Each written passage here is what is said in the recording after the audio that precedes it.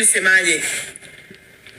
Hiyo siku nimelala mle ndani Mwananyamala kwa Manjunju dukani kwangu.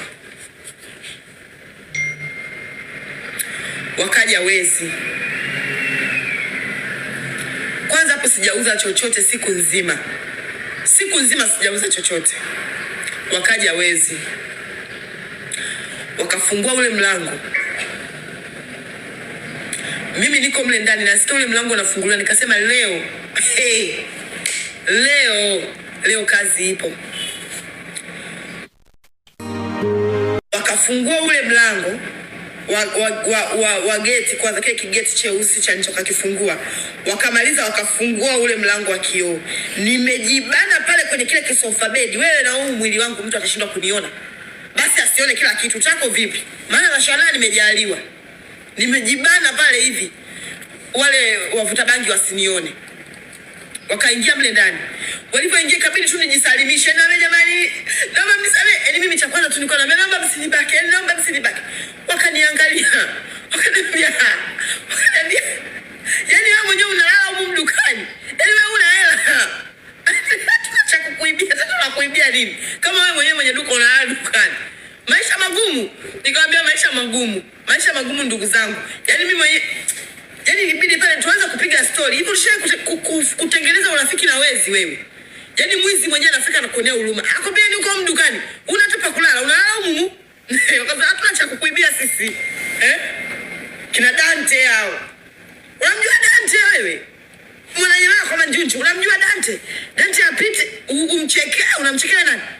Yule kaka alibidi tu akae mle ndani na wale wezi wenzie. Tukaanza kucheka. Nikamwambia jamani, kama mna sehemu mnajua wanauza mishikaki, nipelekeni hata ninunulie na mimi mishikaki. Hali ni ngumu. Wezi wale ndio wanaenda kunipeleka mimi kuninunulia mishikaki. Sasa ndio nikaanza tabia za kuzunguka, tunazunguka Mwananyamala tunapaangalia, ndio nikaanza kupajua vizuri na zile sehemu ambazo nilikuwa nisemaje. So hiyo ni story ambayo mwanadada Nifa, mmoja kati ya wafanyabiashara maarufu kabisa nchini Tanzania au Dar es Salaam kwa ujumla, ameitoa hiyo story kuhusiana na moja kati ya matukio ambayo ameshawahi kumkuta kipindi anafanya biashara mwanzoni kabisa, wakati alikuwa na duka maeneo ya Mwananyamala kwa Manjunju. Wezi bwana waliingia katika duka lake wakidhania kwamba yeye mwenyewe hayupo na alikuwa na lengo la kuiba, lakini baada ya kumkuta yeye mwenyewe pia analala dukani, wakamhurumia na kuona kabisa kwamba hata hela yeye mwenyewe pia hana. Kwa hiyo ndio hivyo akaanza kupiga story.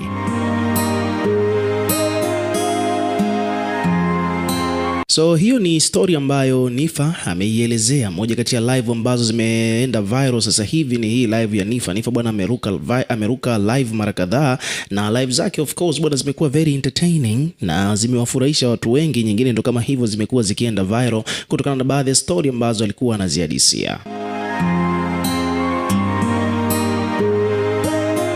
Sasa kwa hii story ambayo ameihadisia yeye mwenyewe Nifa in particular,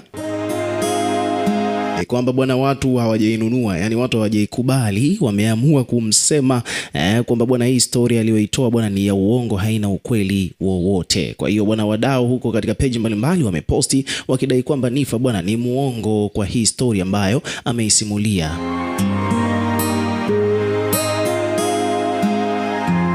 So comment zimekuwa nyingi kweli, na comment nyingi hapa bwana zinazungumzia the same thing kwamba Nifa bwana ni muongo kwa hiki ambacho amekisimulia, kwamba haiwezekani bwana yeye wezi wamvamie dukani alafu wasimuibie, wakawa washikaji wakaanza kupiga story na kucheka. Wewe pia ukiwa kama mdau unaizungumziaje story hiyo ambayo Nifa ameitoa? Toka tukisoma na kureplay kila comment, na pia vile vile hakikisha una subscribe kwa ajili ya kupata update zaidi.